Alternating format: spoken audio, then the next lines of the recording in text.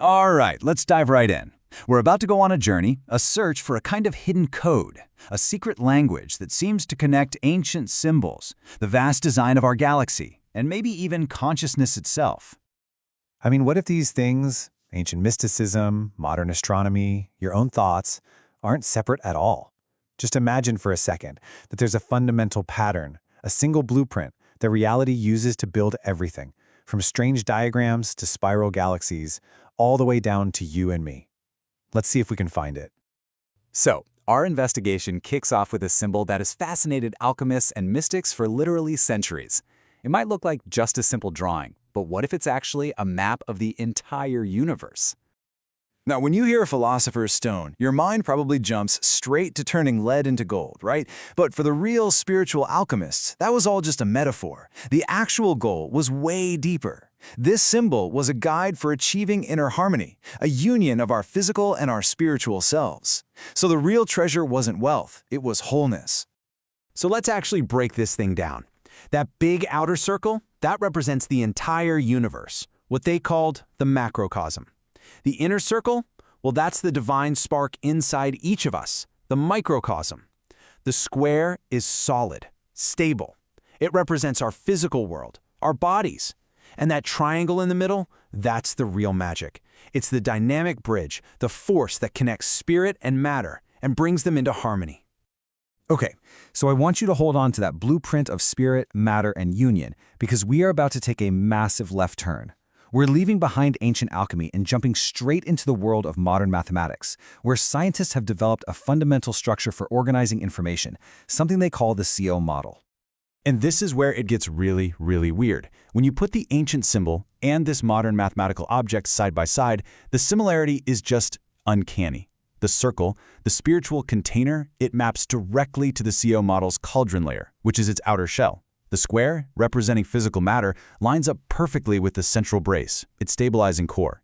And the triangle, that bridge between worlds, you guessed it, it's a perfect match for the bridging axis, the part that literally joins everything together. You know, this isn't just a fun coincidence or some kind of neat metaphor. In mathematics, this kind of perfect one-to-one mapping actually has a name. It's called structural isomorphism. It's the formal way of saying that these two things, one from ancient mysticism, one from modern math, are the exact same structure. They're just described using two completely different sets of words. So what does this all mean? Well, it leads to a pretty incredible conclusion. The idea here is that the mathematical pattern has always existed, just as a fundamental truth of the universe. The ancient alchemists, using nothing but their intuition and symbolism, they simply stumbled upon this pre-existing structure and gave it their own names. They found the blueprint without ever needing to know the math. So, if reality is built on a mathematical pattern, you gotta ask, how did we even learn to speak its language in the first place? How did humanity figure out how to count and quantify the universe around us? Well, our journey with numbers started way, way back, with a primal, almost instinctual number sense.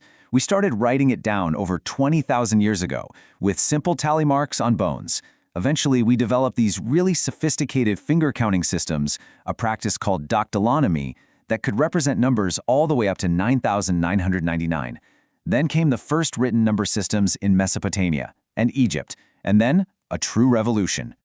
The invention of zero in India. And listen, this wasn't just another number. This was a profound conceptual leap.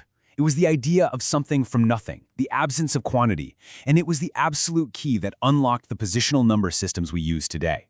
Without zero, modern math, science, all of our technology, it would be completely impossible. Okay, so now that we have this powerful language of numbers, let's zoom out. And I mean way out. We're going to see if that same fundamental pattern we found in an ancient symbol also shows up on the biggest scale you can imagine, the structure of our own galaxy. And this is just wild. Take a look at the seed head of a sunflower. The seeds arrange themselves in these perfect spirals based on the golden angle, about 137.5 degrees, because it's the most efficient way to pack them in. Now, look at the Milky Way. The way stars are distributed along its spiral arms follows the exact same golden ratio compression rule. It's the same pattern, one in a flower, the other in a galaxy of billions of stars. But get this, it's not just a, hey, that kind of looks similar situation. When you actually scale up the sunflower pattern and lay it over a map of the Milky Way, The alignments are shockingly precise. One of the seeds lands exactly on our sun's position. Another one aligns perfectly with the Ring Nebula. Others match the trapezium cluster and even the major spiral arms. It is a direct, verifiable geometric match. It's just nuts. So, we've seen this code in an ancient symbol, and we've seen it etched into the stars. But what about right here, in us? Let's turn that cosmic lens inward and see how this pattern-making tendency of the universe might lead to its most complex and mysterious creation yet, consciousness. I want you to really think about this for a second. The atoms that make up your body, all 7 billion of them, they started out as simple, unconscious hydrogen gas just after the Big Bang. For billions of years, that's all they were. And now, right now, those same atoms are organized inside your brain, contemplating their own existence. You are literally the universe becoming aware of itself. And you can see how this happened, right?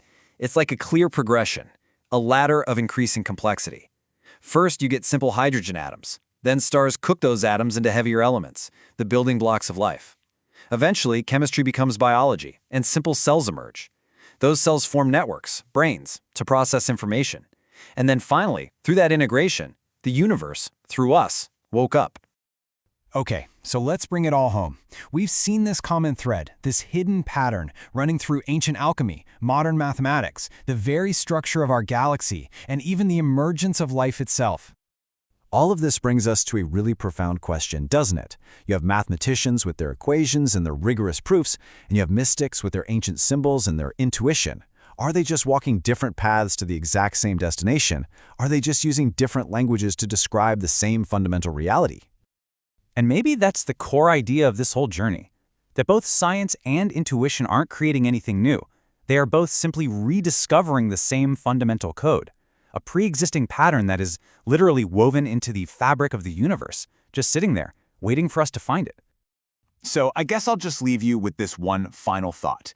Is it possible that the entire structure of reality, from the smallest atom to the largest galaxy, from ancient symbols to our own awareness, is actually written in a single universal language of numbers and symbols, just waiting for us to finally become fluent?